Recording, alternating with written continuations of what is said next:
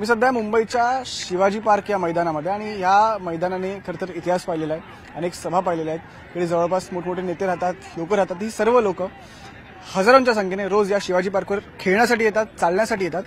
पण त्याच शिवाजी पार्कची आपण अवस्था जर पाहिली तर माझ्या उजव्या बाजूला मी आमच्या विजेना विनंती करेन की दाखवा.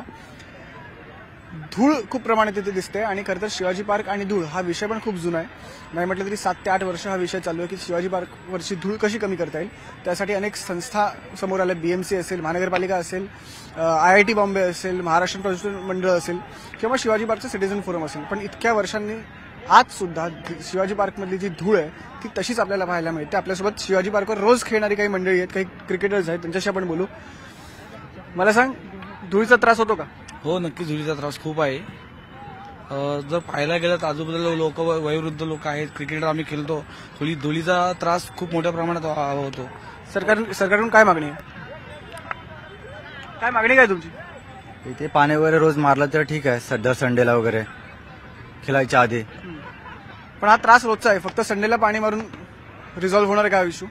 ऍक्च्युली खूपच त्रास होतो, कारण हा त्रास शारीरिक आणि मानसिक आरोग्यावरती होतो. आणि खेळाडू इथे रोज सकाळी 6 वाजता येतात. 6 वाजता देखील इथे धुळीचं प्रमाण खूप जास्त प्रमाणात आहे. आम्ही आपल्या माध्यमाच्या थ्रू सर्वांना, म्हणजे ज्यांना सांगू इच्छितो, सरकारला किंवा शासनाला सांगू इच्छितो की आपण पाण्याचा वापर नियमित करावा, जेणेकरून हे ग्राउंड सर्व खेळाडूंना खेळण्यासाठी एक योग्य ठरेल. तुम्ही कुठून येता? मी जोगेश्वरीमधून येतो आणि आम्ही आज स्पर्धा देखील भरवलेल्या आहेत. इथे आमच्या शेंबवणे गोमानेवाडी म्हणून गाव आहे कोकणात, त्या छोट्याशा गावातून आम्ही इथे स्पर्धा भरवत आहोत. तुम्ही कुठून आलात काका? काय करता इकडे? मी मुंबईचं आमचं गाव आहे शेंबवणे गोमानेवाडी, जिल्हा रत्नागिरी, तालुका संगमेश्वर. तर आमचे जय हनुमान क्रिकेट मंडळ मुंबई हे दरवर्षी या मैदानामध्ये धुळीचा त्रास होतो का? धुळीचा त्रास होतो. सकाळी पाणी न मारता धुळीचा त्रास होतो. ऊन पडल्यानंतर परत धूळ उडते अंगावरती. खेळाडूंना वगैरे त्रास होतो. अजून काही मंडळी आहेत आपल्यासोबत? तुम्ही इथे रोज क्रिकेट खेळता? कोण खेळतो रोज? तू रोज क्रिकेट खेळतोस का इकडे? नाही, फक्त संडेला. मग काय धुळीचा त्रास होतो, कितपत होतो, कसं काय? धूळचा तर त्रास खूप होतो, पण ते नेहमी कंटिन्यू म्हणजे पाणी मारलं ना थोडंफार, म्हणजे हप्त्यातून एकदा तरी मारलं ना तरी खूप चांगलं आहे.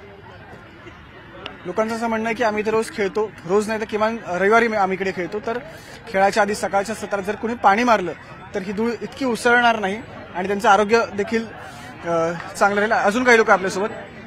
तुम्ही रोज येता इकडे खेळायला? काय संडे फक्त तुम्ही येता खेळायला? हा. काय प्रॉब्लेम वाटतो? धुलीचा जास्त प्रॉब्लेम वाटतोच नेहमी आम्हाला. पण इतक्या वर्षात हा विषय सॉल्व्ह कसा झाला नाही ते काय माहिती नाही एवढी आम्हाला. तू मगाशी बोललास, पण इतक्या वर्षात खूप लोकांनी पाठपुरावा केला, पण अजून पण धुळीचा विषय जो आहे तो तसाच आहे.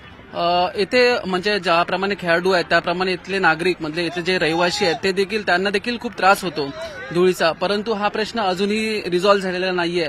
आम्ही आपल्या माध्यमातून विनंती करतोय की हा धुळीचा प्रश्न जो आहे तो लवकरात लवकर गांभीर्याने सोडवला पाहिजे, जेणेकरून खेळाडूंना आणि नागरिकांना एक चांगलं एन्व्हायरमेंट मिळेल आणि चांगलं वातावरण तयार असेल. आपण या खेळाडूंशी बोललो. हे रोज नव्हे तर किमान दर रविवारी इकडे क्रिकेट खेळण्यासाठी येतात आणि त्यांचं एकच म्हणणं आहे, इतकी वर्ष धुळीचा हा जो काही प्रॉब्लेम आहे तो सॉल्व्ह झाला नाही, तो त्याच्यात तोडगा काढलेला नाहीये. त्याच्यामुळे किमान इथे खेळण्याच्या आधी सकाळी जर इथे पाण्याची फवारणी करण्यात आली तर ती त्यांच्यासाठी, त्यांच्या आरोग्यासाठी चांगली असेल.